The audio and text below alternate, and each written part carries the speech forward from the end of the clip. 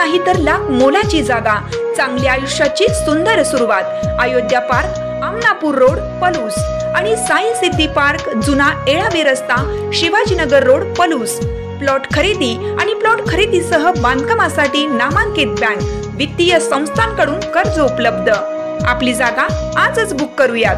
संपर्क प्रमोद भुजडे 9130035511, किरण निकम 9579771177, विनय राजमाने 9503415050।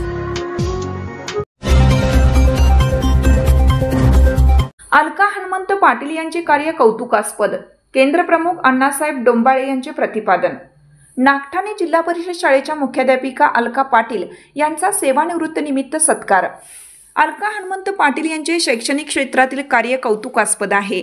त्यांनी त्यांच्या 29 वर्षांमध्ये केलेल्या सेवेत अनेक विद्यार्थी घडवले, असे प्रतिपादन अंकलखोपचे केंद्र प्रमुख आबासाहेब डोंबाळे यांनी केलं। अलका हनुमंत पाटील यांचा 29 वर्षाच्या सेवेतून सेवानिवृत्तीनिमित्त आयोजित सत्कार कार्यक्रमात आबासाहेब डोंबाळे बोलत होते।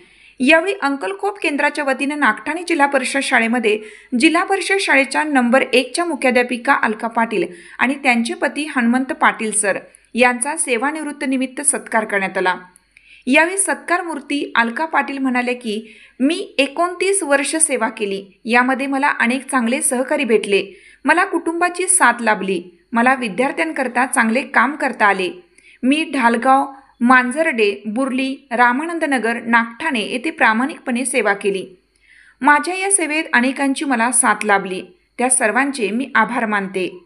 यावेळी तरन्नुम मुजावर, अख्तर पिरजादे, शोभाराणी खुपेरकर, सुवर्णा लोहार, कौशाली चंदन शिवे, कुंभार मॅडम, कदम सर, उत्तम पाटील सर यांची भाषणे झाली।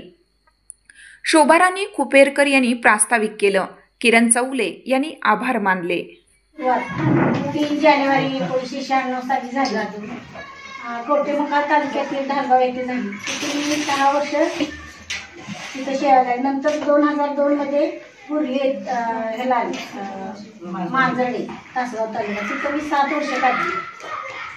नंतर परत बुर्ली 2008 ला, बुर्ली 2013 पर्यंत 14 पर्यंत काढलं। 14 नंतर परत रामानंदनगर 2 मध्ये 2-3 वर्ष काढली आणि नंतर 2018 ला नागठाणेमध्ये आले।